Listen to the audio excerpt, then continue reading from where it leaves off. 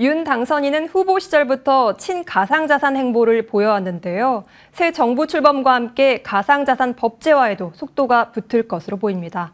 주식처럼 투자 수익을 5천만 원까지 비과세를 적용하고 불공정 거래 행위를 규제하는 법을 만드는 등 투자자 보호에도 힘이 실릴 것으로 보입니다.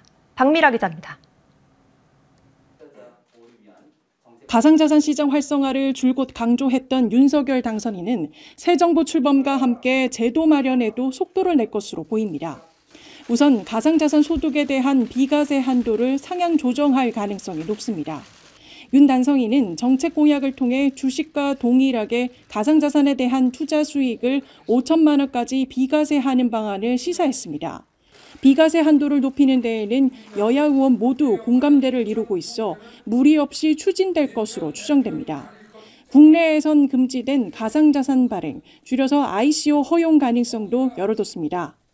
다만 ICO를 전면 허용하게 되면 다단계 사기와 같은 투자자들의 피해가 발생할 우려가 있어 안정장치가 마련된 거래소 발행 방식인 IEO를 우선 도입한다는 계획입니다.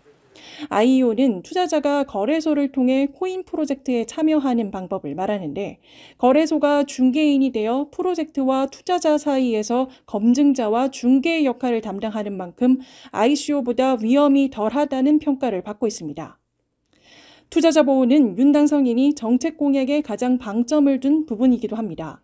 구체적으로 투자자의 초점을 맞춘 디지털 자산 기본법을 제정해 시세 조정과 자전거래 등 불공정 거래 규제에 나선다고 밝혔습니다.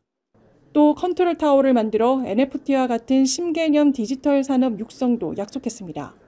일각에선 가상자산이 제도권으로 편입돼 다양한 블록체인 기반 기술 개발 지원이 이루어질 것이라는 의견이 나옵니다.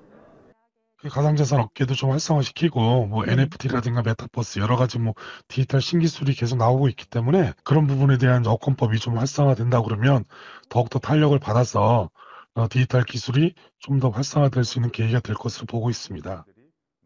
전문가들은 가상자산 산업 진흥과 규제의 균형을 적절히 맞춘 정책 공약들이 실행되어야 한다고 조언합니다. 머니투데이 방송 박미라입니다.